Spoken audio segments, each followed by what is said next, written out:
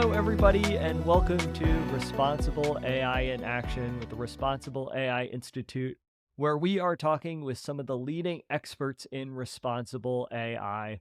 I'm very excited to have Mophat Okinyi joining us today. Mophat, thank you so much for joining us on the show. You are welcome and thank you for having me too. It's great to have you here. As many of our viewers may know, you were the winner of our Leaders in Responsible AI Award at this past year's annual RAISE event with the Responsible AI Institute. And after that moment, I was like, okay, I definitely need to get in touch with Mophat. I'm excited to hear more about you and the work that you're doing. You currently are the CEO and founder of an organization called Techworker Community Africa. Can you explain the mission behind this organization? So, Techworker Community Africa is just a non-profit organization that is focused on advocating for the rights of tech workers and data training individuals here in Africa. What we do is to advocate for their rights and to ensure that they have better working conditions, they have better wages, and their rights are respected. What have you been seeing with regards to the evolution of the tech industry, and I guess for our purposes, of AI and responsible AI in Africa? Africa has been growing in terms of tech, and Kenya, where I live, is now a tech hub where we train several data for machine learning for different companies globally. So we can say AI is built here in Africa, especially in Kenya, because we train several data for very big companies, tech companies, and most of these companies come from San Francisco. So we train different types of data, be it for large language models, be it for just normal machines like self-driven vehicles. So they are being trained here in Kenya. Yeah, it's incredible to see just how rapidly the industry is evolving, how much it's growing. I know for myself, I'm just trying my best to keep up with innovation, and then also how AI relates into other technology. I mean, we'll get to a point, I think, where AI is just embedded within everything to a degree. I know that you have a lot of experience in your former work doing content moderation. And so I'm wondering how you see content moderation playing a part in the AI space. So content moderation, first of all, it's a way of training data so that machine cannot generate content that are termed illegal in any jurisdiction. So for any language model like ChatGPT, Gemini, and all other language models, before they become deployed, we have to train some data that should be used to train them not to give some kind of sensitive information, like, for example, hate speech. So during the development of these large language models, data has to be trained to make them be safe, not to give out some kind of dangerous information. So that's another new form of content moderation, because before the language models came into place, we only used to do content moderation for social media platforms like Facebook, IG, TikTok, the live social media platforms where you literally pull sensitive videos and any video that violates user guidelines. So things have really changed, and now we are into language models, and of late we launched text to video models. So such kind of models, before they become deployed, data has to be trained to show them what to give out and what not to give out.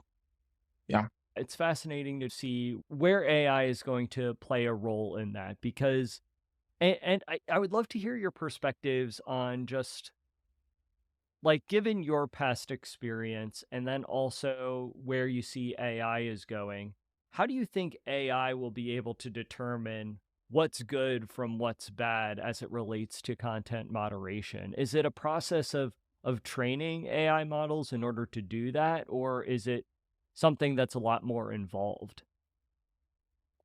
Okay. A lot is really involved because we are looking into content moderation not just for the language models, but also for social media platforms. So for social media platforms, people go live and they want to speak out and capture some live video. So for those kind of content, I want to be smart enough to capture everything and pull everything down. For instance, nowadays people use even sign language. So I'm wondering if AI will be able to know sign languages that people use on these live platforms. But again, AI can be deployed to try to reduce exposure of sensitive content to human beings. In this case, we can deploy AI into content moderation machines so that very graphic and sensitive content, they don't go directly to people, because what's happening right now is every content goes to every content moderator. So we're looking at a future where AI can be in between, where if any content or any video or any text is very graphic in nature, they can be put into a certain pool where just a few people who are professional can go and review that kind of content, other than the content coming to everyone else's free content moderation. So AI will be helping us to that extent. But for the live videos, it won't be able to help that much, because people nowadays use sign language and people use emojis and even facial expressions to express things that are illegal or that violates user guidelines. So for those, AI won't be able to help that much, but content moderators, humans, will be able to identify those kind of behaviors and communications.